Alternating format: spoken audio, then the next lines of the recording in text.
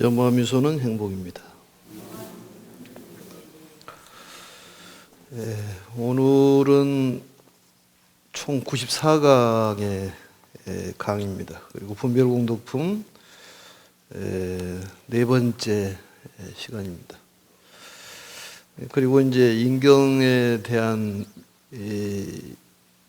공덕불사에 신경을 좀 써주시고, 또 전자사경이 이번에 이제 지장경이 전자사경으로 나왔으니까 조무소에다 문의하면은 될 것 같습니다. 그리고 백호불사라든지 또 내지는 많이 홍보할 수 있는 법화경을 출판해서 널리 알리는 데 힘을 써주시면 좋을 것 같습니다. 오늘은 이제 623페이지 분별공덕품 네 번째 시간인데요. 개송 부분입니다. 이 경전에 보면은 윤왕에 대한 얘기들이 자주 나옵니다. 뭐 전륜성왕, 금륜, 을륜, 철륜 이런 것들이 나오는데, 윤왕 칠보라는 것이 있어요. 그러니까 이 전륜성왕이 되면은 7가지 보배가 저절로 이제 갖춰지는데, 그것을 윤왕 칠보라고 그렇게 얘기를 합니다. 첫 번째가 뭐냐면 이제 금보라고 그래가지고 금륜보라고 그러는데, 수레바퀴가 이제 자연히 생기는데, 금의 수레바퀴가 생겨서 그 수레를 타고 어디든 갈 수 있는 그런 이제 그 물건이 생긴다, 그런 얘기입니다. 또한 이제 두 번째로는 이제 흰 코끼리가 따라오는데, 흰 코끼리도 역시 이제 백상보라고 그렇게 얘기를 하는데, 흰 백자를 써서 흰 코끼리를 타고 하루에, 그러니까 코끼리가 대단한 코끼리인데 하루에 1000알을 돌 수 있는 그런 코끼리가 생긴다. 또 이제 마보라고 그래서 감마보라고 그럽니다. 갈색의 말이 하나 생기는데, 이 말도 역시 하루 만에 1000알을 돌 수 있는 그런 아주 훌륭한 말이 저절로 따라온다, 그런 얘기예요. 그러니까 수레가 따라오고, 그 다음에 코끼리가 따라오고, 말이 따라오고, 또 네 번째는 이제 주보라고 그래서 신주보라고 그럽니다. 신통스러운 구슬 보배가 따라오는데, 이 구슬은 아주 밝아가지고 우리 야광처럼 밤에 걸어놓으면은 빛이 나는데, 온 세계가 그 구슬이 비치는, 그러니까 그 구슬을 보면은 누가 무엇을 하고 있는지 다 아는 그러한 구슬이 따라온다는 그런 얘기입니다. 그리고 이제 다섯 번째는 상당히 재밌는 그런 보배인데, 옥녀보라고 그럽니다. 옥녀보. 옥녀보라는 것은 여자를 이제 보배로 생각을 하는데, 용모가 굉장히 아름답고 굉장히 미인인데, 우리 여름에 예전에 보면은 죽부인이라는 것이 있잖아요. 죽부인. 더우면 이게 끌어안고 자는 죽부인 있듯이, 이 여자의 옥녀의 그 보배는 여름에는 아주 시원하고, 또 겨울에는 아주 따뜻하고, 또 이제 털 구멍에서 전단향의 냄새가 나고 향기로운, 그리고 입에서는 청년화의 그러한 향기가 나온다. 그리고 이제 음식을 먹어도 이 배설물이 없다는 얘기입니다. 저절로 100% 소화가 되기 때문에 음식물에 배설물이 없고, 특히 이제 애는 낳지 못한다, 이렇게 나와 있습니다. 그러니까 우리가 법화경을 공부를 하면은 이러한 이제 상서로운 일들이 따르게 돼 있다, 이렇게 생각하시면 될 것 같습니다.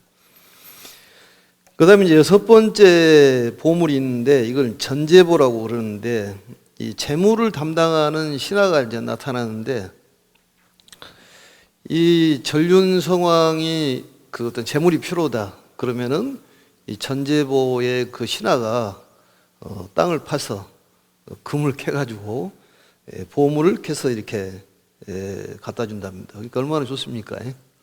돈이 필요하면은 가서 땅을 파가지고 캐가지고 보물을 갖다 줘. 그러면은 그걸 제보로 쓰는 그러한 신하가 또 따라온다 그런 얘기입니다. 그 다음에 일곱 번째 마지막에는 이제 병신이라고 그래서 이제 군사병자입니다. 주병신이라고 그래가지고, 그 윤왕을 지켜주는 신하가 등장을 하는데 모든 그런 마구니를 물리칠 수 있는 그런 일종의 말해서 이제 군대가 형성이 되는 그러한 신하가 따르게 돼 있다 그런 얘기입니다. 결국 우리도 역시 법화경을 공부를 하면은 재물이 생기고 또 철종 신중들이 보호를 해주고 또 몸이 건강해지고 여러 가지에 따르는 재물이 많다는 것을 굳게 믿으시면은 그러한 일이 있을 거로 생각을 합니다. 그래서 윤왕칠보라는 것 좀 기억을 해 놓으시면 좋을 것 같습니다. 오늘은 이제 분별공덕품 2장 할 차례인데 오늘 한문으로 한번 이렇게 해보도록 이렇게 하겠습니다. 왼쪽에 한문 나와 있는데 한문을 좀 보도록 하겠습니다. 2장입니다. 2장.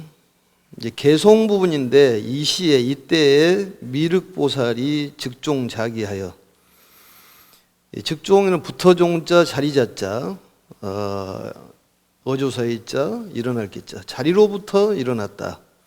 그러니까 여러 대중들이 있었는데 거기에서 이제 대표자인 미륵보살이 일어났다 그 말이죠. 그래서 일어나가지고 편단우견, 지금 스님처럼 하고 있는 게 편단우견이죠. 치우칠 편자에 옥기단자, 오른쪽 우 어깨견. 오른쪽 어깨를 이렇게 치우치는 것은 인도의 예법 중에서 아주 존숭의 뜻이 있답니다. 그래 굉장히 존경하는 그러한 예법이 이제 편단우견이에요. 이게 편단우견, 편단우견. 그래서 유교에서도 이제 그러한 것들을 볼 수가 있죠. 그 입관하기 전에 성복제 지내기 전에 이렇게 편단우견을 합니다. 거기서도 유교하고 불교하고 이렇게 중복이 되는 그러한 내용을 볼 수가 있는데 그 영가에 대한 어떤 그 존경심 또 이제 부처님을 존경하는 그런 마음으로 이러한 작법을 하는데 그게 바로 편단우견이다 그런 얘기입니다. 그래서 스님들이 하고 있는 게 편단우견이에요 이게. 그래서 남방 쪽의 스님들은 이렇게 휙 둘러 입었다가 예를 갖출 때는 이게 오른쪽 어깨를 드러내는 그러한 예법을 취합니다.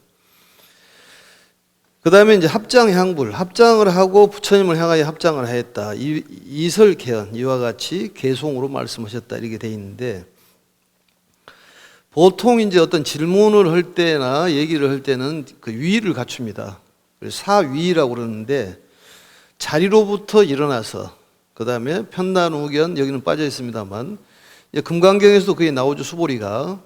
1200명이 있는 가운데에서 수보리가 자리로부터 즉종자기 편단우견 우술착지, 오른쪽 무릎을 땅에다 대고 그 다음에 합장을 하고, 합장이라는 건 뭐입니까? 손을 두 손바닥을 합하는 것이 합장이죠. 그래서 심장보다도 약간 위에 두 손을 이렇게 모으는 것이 불교의 인사법입니다.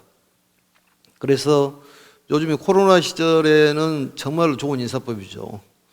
그러니까 특별히 이렇게 고개를 숙이지 않아도 그냥 안녕하세요 이렇게만 해도 인사가 되니까 지금 이 시절에는 우리 불교의 합장 인사법이 굉장히 필요하지 않을까. 어떻게 보면은 부처님께서 성견지명이 있었지 않을까 이런 생각이 드는데 경전에 이제 이러한 내용들이 등장을 하죠. 그래서 이제 그 영화에서라도 보면은 오른쪽 무릎을 땅에다 대고 합장을 하고 그 다음에 그 향해서 이제 얘기하는 뭐 장군들이 어떤 전령들이 와가지고 예를 갖추는 것도 역시 경전에 나와 있는 그러한 내용들입니다. 그래서 이걸 사위라고 그래요. 네 가지의 위를 갖추는 거. 자리로부터 일어나서 그 다음에 오른쪽 어깨를 드러내고 오른쪽 무릎을 땅에 대고 그 다음에 그 대상을 향해 가지고 합장을 하면서 얘기를 하는. 그래서 이제 개송으로 얘기를 했다. 이 개송이라는 것은 이제 그 19절을 얘기하는 것인데, 우리가 그 구부법에서 보면은 그런 게 나오지 않습니까? 거듭 말씀하는 그런 내용이 있고, 그걸 이제 중송이라고 그럽니다. 이 개송이.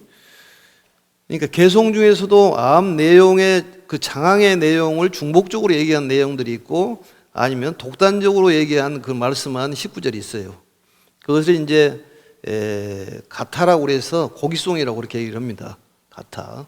그래서 부처님께서 경전을 설하는 방법이 9가지로 구분되어 있는데, 그것은 방편품에서 강의했던 그 16강 강의에 자세히 나와 있으니까 참고적으로 해주시면 될 것 같습니다. 어떤 이 부처님의 어떤 전생의 일이라든지 부처님의 전생 본사라든지 또 문답을 했던 우바제사라든지 이러한 내용들이 자세히 설명이 되어 있습니다. 참고적으로 해주시면 될 것 같습니다. 여기에 개송은 이제 중복되어 있는 개송도 있고 중복되지 않는 개송도 있습니다. 참고적으로 하시면 될 것 같습니다. 그래서 불설 희유법 하시니, 부처님께서 희유법을 말씀하시니 그 말이죠. 희유법이라는 것은 드물게 있는 법인데, 드물이 자지 않습니까? 이슬 유자에 드물게 있는 가르침, 말씀. 드물게 있다는 것은 거의 우리가 일반적으로 들을 수 없는 가르침을 희유법이라고 그래요. 일반적으로 우리가 듣지 못했던 가르침을 희유법이라고 합니다. 그러니까 지금 현재 열애수량품에 나와 있는 그런 내용을 보면은 부처님 수명이 불생불멸이다, 또 불구부정이다, 뭐 이런 내용들이 나와 있는데, 우리의 본성도 불성도 역시 부처님의 성품하고 같다, 이런 얘기는 거의 들어본 적이 없지 않습니까? 그래서 40여 년의 그 정말로 진실을 이제 얘기한다, 이렇게 말씀하시면서 얘기한 내용인데, 그게 바로 희유법이에요. 우리가 아무라도 들을 수 없는 이 가르침, 이게 바로 뭐냐? 법화경이다, 그런 얘기입니다. 희유법이라는 것이 법화경이에요. 이 세상에서 없는 우리 가르침을 듣고 있는 사람들은 아까도 얘기했듯이 윤왕칠보를 갈 수가 있고, 우리 생명은 정말로 부처님처럼 장원하다, 영원불멸하다, 그런 얘기입니다. 그게 굉장히 중요한 얘기예요. 우리가 이 생을 마감하면 끝이다, 이게 아니라 우리 생명은 영원하다, 이게 중요한 얘기예요. 사람이 죽은다 그러면 겁이 나는데 실질적으로 죽지는 않다, 그런 얘기입니다. 그것을 희유법이라고 그래요. 그래서 희유법을 말씀하시니 석소 미중문이니라. 애석자입니다. 옛날에 겉소자예요. 옛날에 미증문이라는 것은 일찍증자예요. 일찍이 듣지 아니한 그러한 것이다, 그 말이죠. 그러한 바다 해도 좋고 거시라기도 좋고, 겉소 바소 이렇게 봅니다.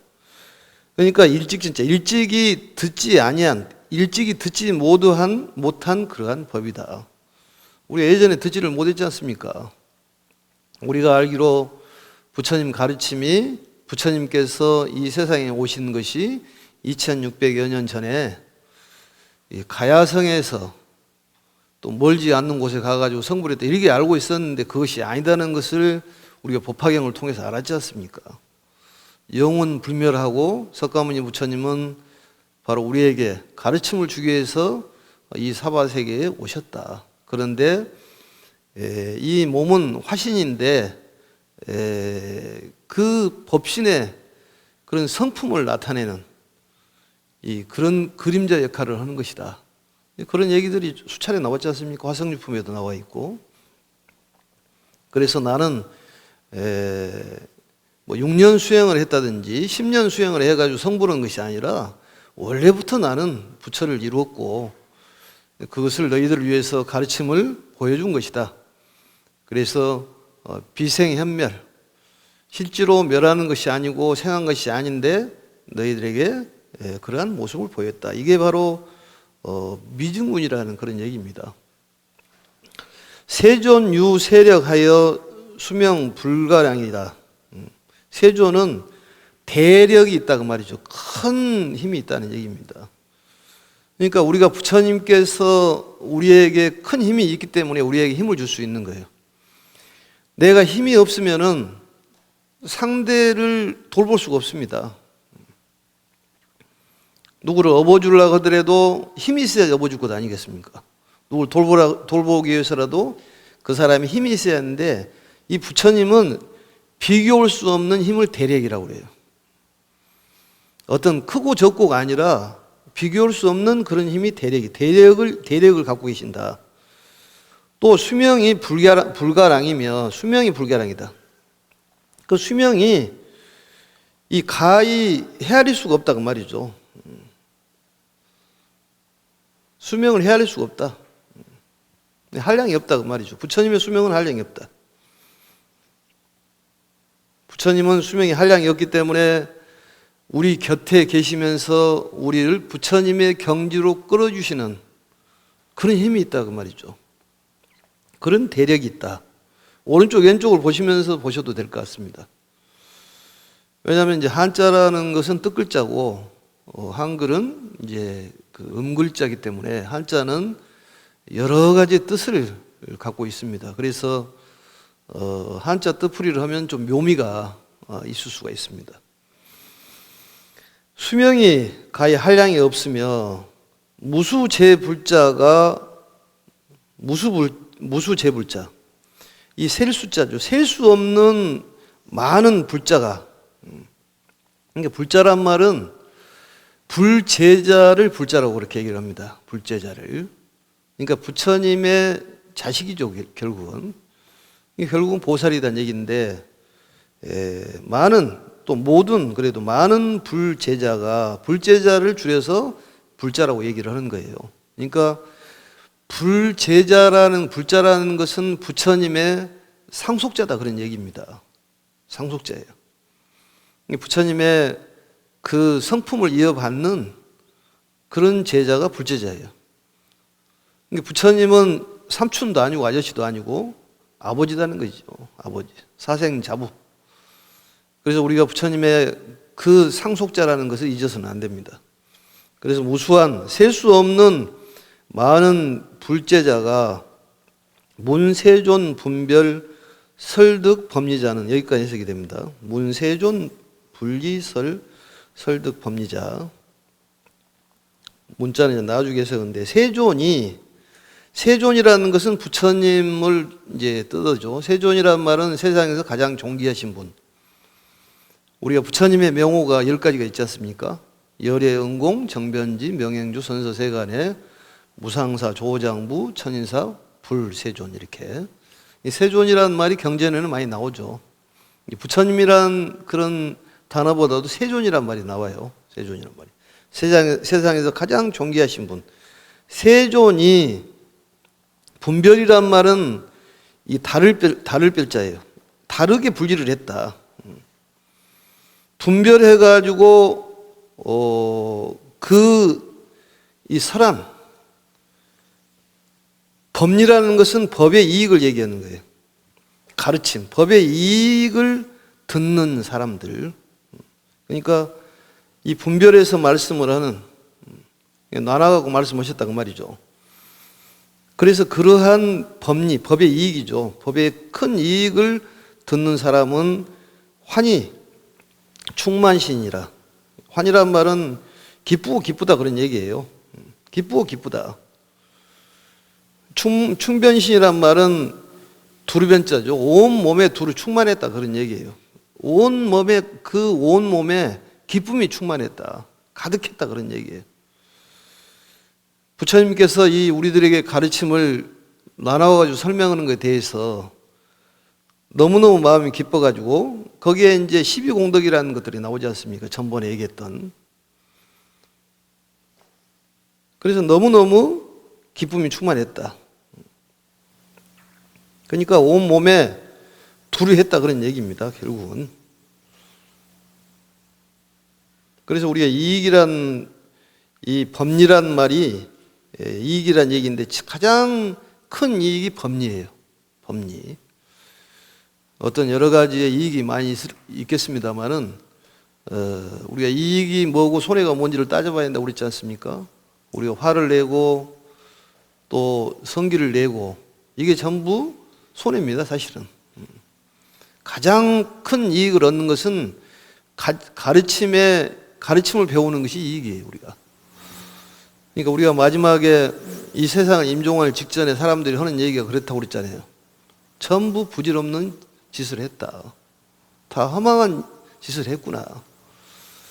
명예가 높아도 재물이 많아도 또 근심 걱정이 생기는 것이고, 변함이 없는 큰 이익은 가르침의 이익이다 그 말이에요. 우리가 가르침을 배우는 것이 가장 큰 이익이에요. 오늘같이 이렇게 나와가지고 이걸 바로 시테크라고 그럽니다. 시간을 투자하는 것이 가장 큰 이익이에요. 부처님 가르침을 듣는 것이. 우리가 살기 위해서는 재테크가 필요하지만은 이런 시간을 내는 것이 중요합니다. 시간을 내면은 그냥 낼 수 있지 않습니까? 그래서 법의 이익을 얻는 사람들은 전부 이 온 몸이 그냥 기쁨으로 가득하다 그 말이죠. 충만하다. 충만이라는 것은 이게 넘친다 그 말이죠. 기쁨이.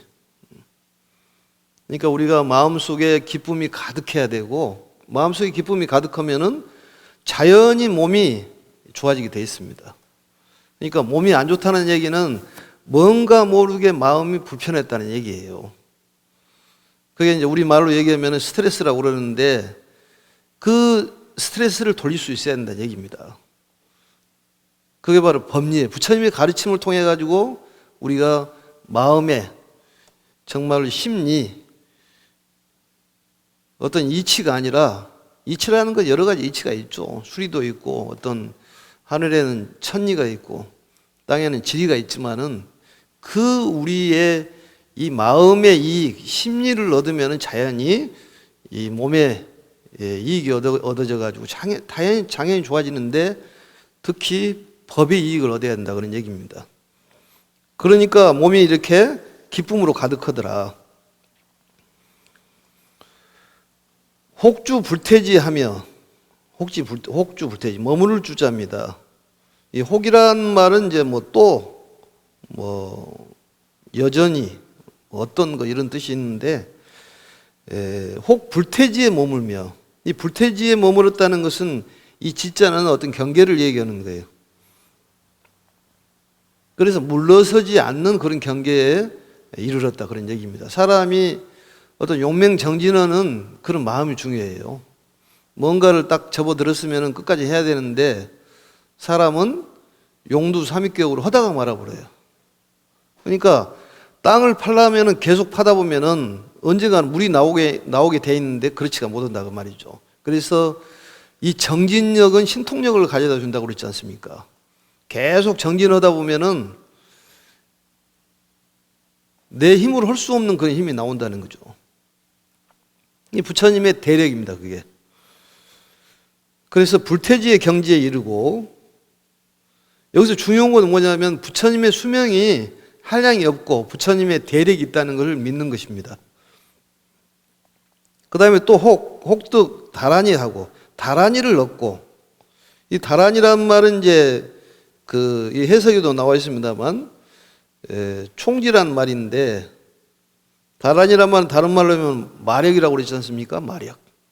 마력이 있다는 거죠. 그래서 악을 짓지 않고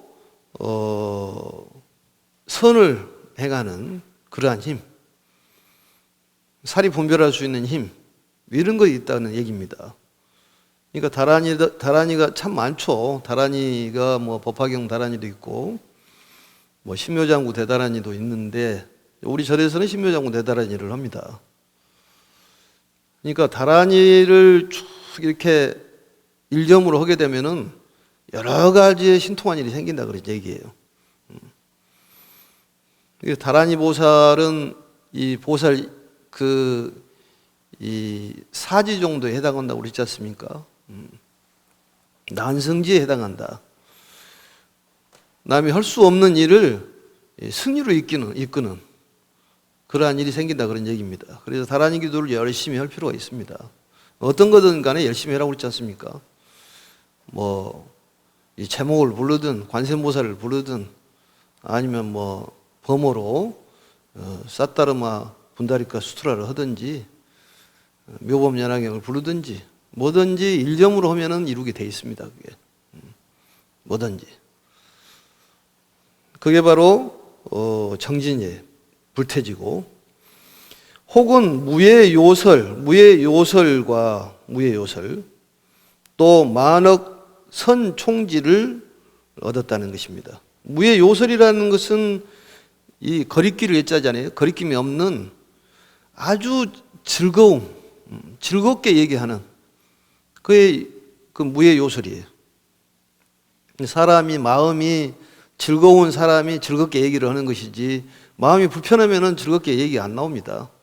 마음이 불편하면은 말이 불편하게 나가요. 그게. 그래서 마음이라는 것이 중요한데, 그 마음으로 부처님을 믿으면은 그 마음이 잘 나오게 돼 있죠. 그래서 이 요설 무예를 얻고, 또한 만억 선총지를 얻으며, 만억 가지의 선총지. 전번에도 얘기했습니다만, 이 선이라는 말은 이제 돌선자죠. 전한다는 의미가 있어요, 그게. 전하는 것도 신통력이에요. 아무라도 이렇게 전해서 그 사람에게 전달이 되지 않지 않습니까? 그래, 다란이를 전하는 것도 큰 공덕이 된다, 그런 얘기입니다. 선다란이, 오른쪽 해석에도 그렇게 나와 있으니까 참고적으로 보시면 될 것 같습니다. 또 혹은 대천계, 이건 대천세계를 얘기하는데, 대천세계 미진수 보살은, 이 미진수라는 것은 그 자글미 티끌진 이 셀숫자, 그러니까 작은 티끌을 미진수라고 그래요. 아주 작은 티끌을 미진수라고 합니다. 숫자 중에서 제일 적은 숫자가 미진수예요. 그러니까 이 대천세계를 티끌로 만들면 얼마나 되겠습니까? 숫자가. 예? 그렇게 많은 보살들은 넘어갑니다.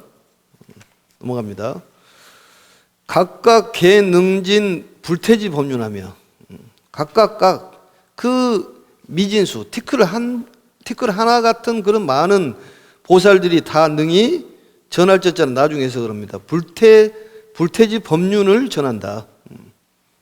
불태 법륜을 전한다. 물러서지 않는 부처님 가르침을 법륜이라고 그렇게 얘기를 합니다. 법의 수레바퀴. 그러니까 법이라는 것은 계속 전달이 돼야 되는 거예요. 법륜이라는 것은 다른 말로 얘기하면 법화경을 얘기하는 거예요. 법화경을 전하는 능력이 생긴다, 그 말이죠. 누구한테 얘기를 법화경 한번 공부 좀 해보세요. 이렇게 얘기하면은 잘 안 맥혀 들어가잖아요. 능력이 없어서 그렇다는 거지. 믿음이 부족하기 때문에. 믿음을 가져야 한다는 얘기죠.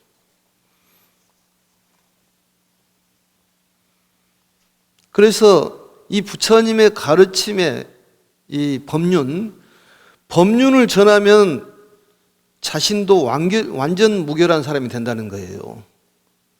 거기에 이제 비법이 있는 거예요. 부처님 가르침을 자꾸 남에게 전하고, 내가 공부하는 것도 중요하지만은 나보다도 다른 사람에게 자꾸 할 수 있도록 전하는 것은 부처님처럼 완전 무결한 그러한 사람이 된다는 거예요. 그래서 많이 전해라는 거예요. 안 되면 출판을 해서라도 전하고, 또 다른 사람에게 인경불사에도 전하고. 어떤 불사라는 것은 공덕을 얘기하는 거예요. 그걸 이제 과보라고 이제 나중에 나오는데, 과보라는 것은 공덕을 얘기하는 겁니다.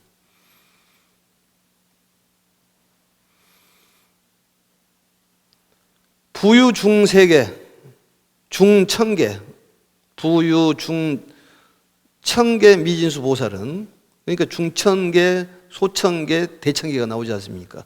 이거 삼천대천세계라고 그러는데, 이 또 그 중천 세계를 가루로 이렇게 만들어 가지고 그 많은 숫자의 보살, 그 미진수 보살이라고 그래요. 아주 많은 그런 보살들이 각각 능히 다 청정 법륜을 전한다는 거예요. 청정 법륜. 이 청정 법륜이라는 것은, 청정하다는 건 순수하다 그런 얘기 아니겠습니까? 깨끗한 마음, 그게 바로 부처님의 마음이에요. 부처님 마음을 전할 수 있다는 얘기입니다. 결국 법륜이라는 것은 법화경이고, 청정한 마음을 가지려면 법화경을 공부를 해야 된다는 얘기입니다. 그래서 사경을 하는 것도 역시 한 줄 한 줄 쓰는 것이 그 마음속에다 한 줄 한 줄 새기면 크나큰 공덕이 있다는 그런 얘기예요.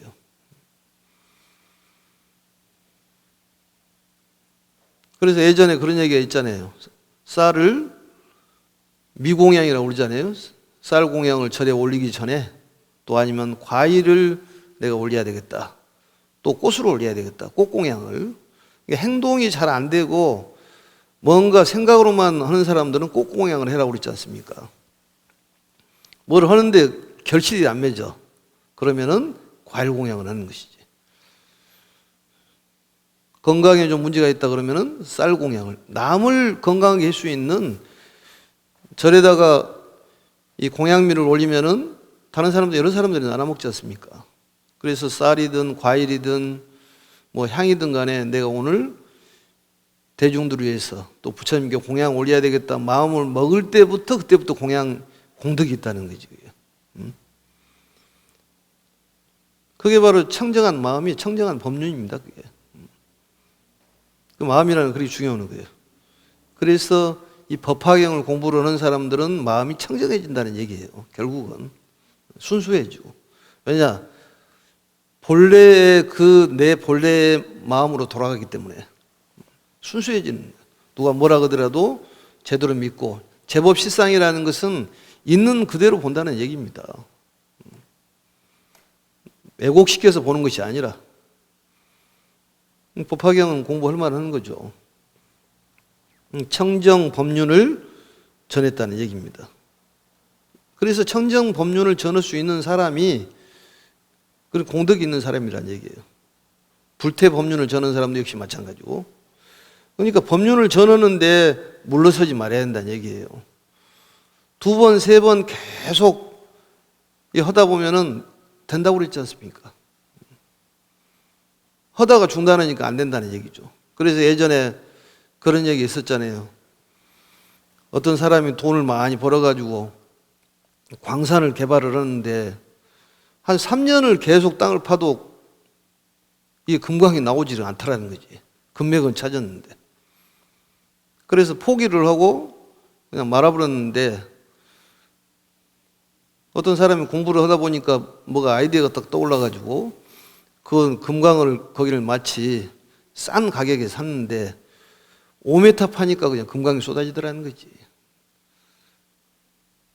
그렇게 봤을 때 우리 열심히 기도하고 용맹정진을 하는데 포기하지 말고 될 때까지 해야 되는데 5m 놔두고 금강을 포기한 사람하고 똑같은 사람이 된다니까요. 기도는 포기하면 안 됩니다.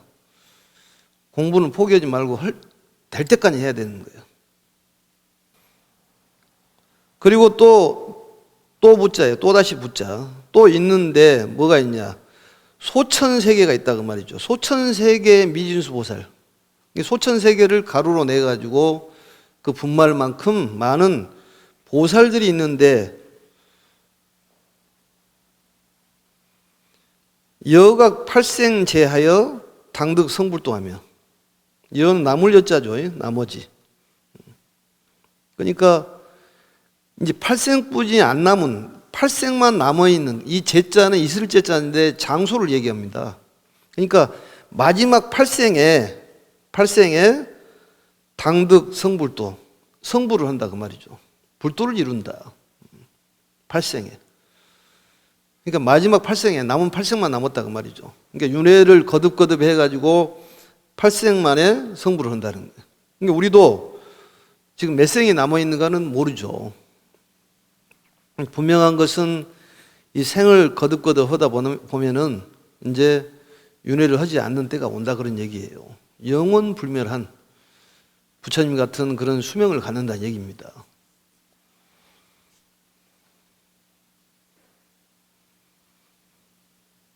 그래서 이 팔생만에 이제 성불을 한다는 거예요. 윤회를 하지 않습니까? 이렇게. 보살은 변혁생사를 하는 거고 우리는 분단생사. 분단생사라는 것은 업에 의해 가지고 태어나는 걸 얘기를 하는 거예요. 변혁생사는 원에서 가는 원생입니다. 그게. 우리도 역시 마찬가지예요. 몰라서 그렇지 사실은 원생이라는 거지. 원에서 이 사바세계에 오셨다는 것입니다. 그래서 이 소천세계에 있는 미진수 보살들은 그 남은 팔생에 딱 그 있는 곳에서 이제 성불을 할 것이다.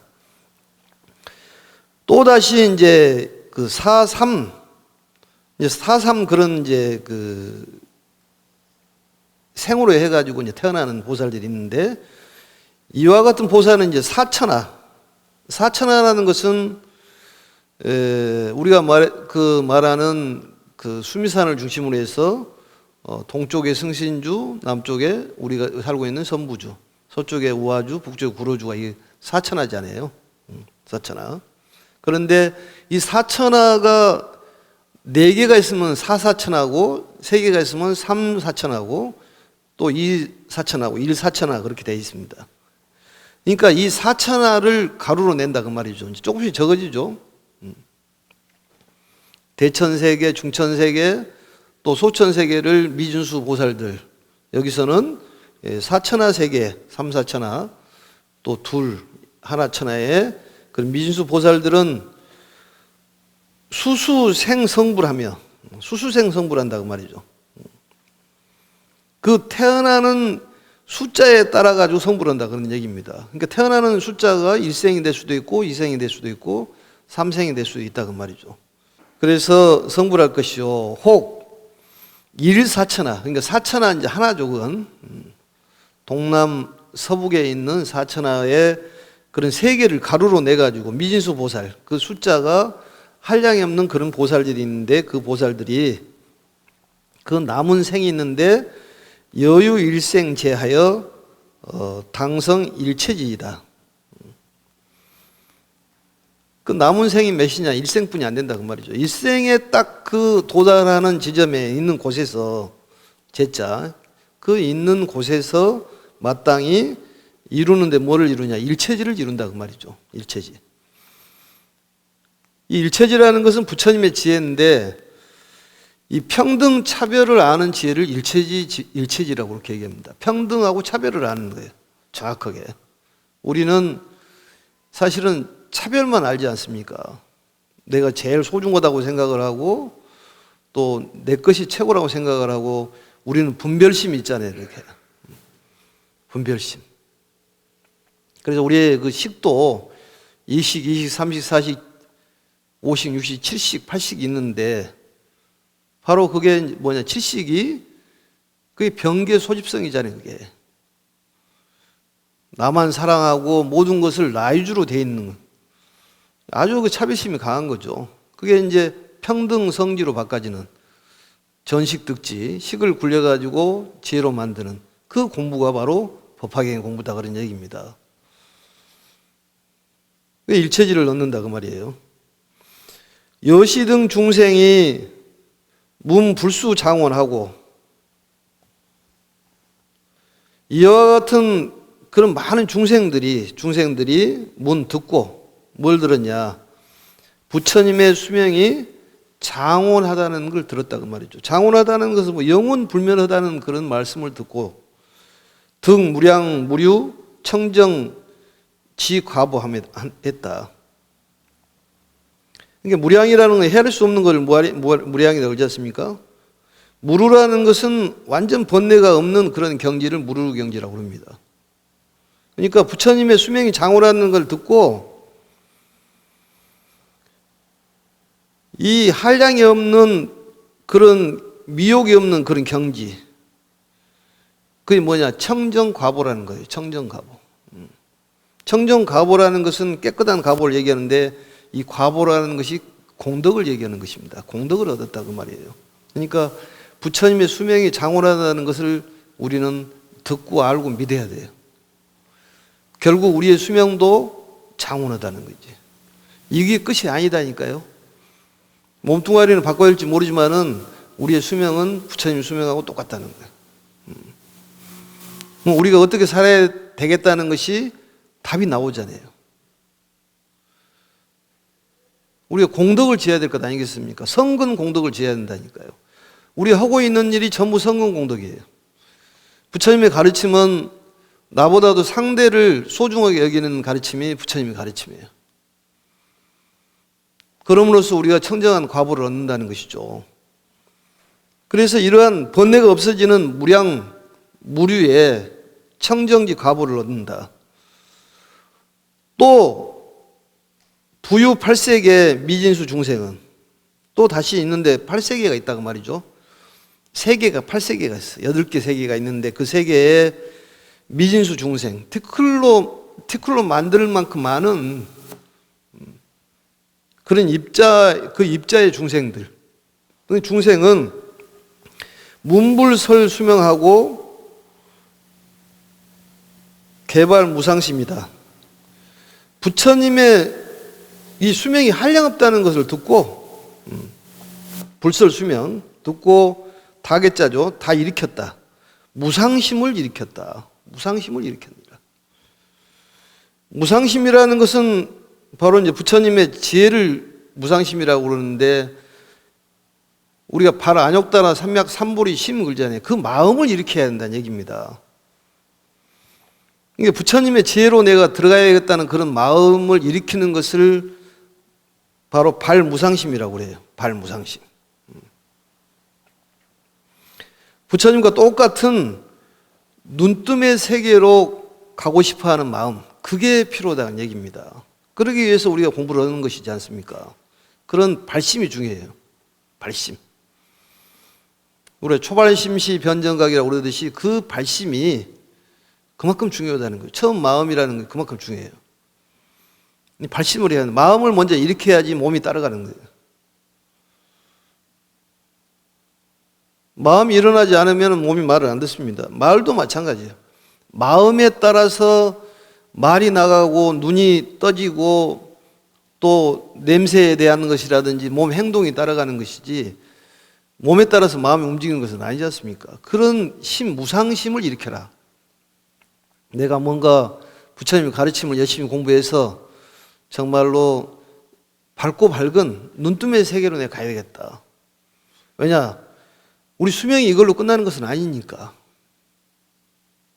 영혼은 불멸이기 때문에 몇 생을 거듭하다 보면은 우리는 눈뜸의 세계에 도달한다니까요.